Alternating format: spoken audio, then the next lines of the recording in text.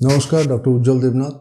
অনেকেই প্রশ্ন করেন আমাদের বয়স্করা কিভাবে তাদের ব্যথা বেদনা থেকে দূর থাকবেন শীতকালে। শীতকাল হলেই আমরা ইনঅ্যাক্টিভ হয়ে যাই।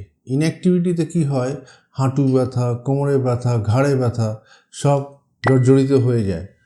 বয়স্করা কি করেন, তখন মুভমেন্ট হয় না, আর অ্যাক্টিভিটি না হলে এই ব্যথাগুলো বেড়ে যায়। এগুলো কি করে আপনি কম রাখবেন? নিজেকে একটু গরম রাখার চেষ্টা করবেন, আর জেন্টাল এক্সারসাইজেস করবেন, হাঁটাচলা করবেন, অ্যাটলিস্ট ব্রিস্ক ওয়াক 30 মিনিট বা 20 মিনিট করে রোজ সকালবেলা বিকেলবেলা করবেন।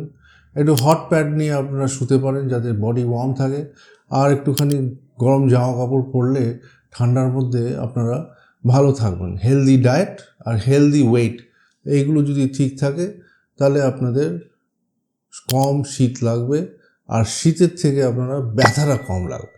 সো এই ক্রনিক ব্যথাগুলোর উপশম এই বয়সকালে এরকমভাবেই করতে হয়। Thank you very much.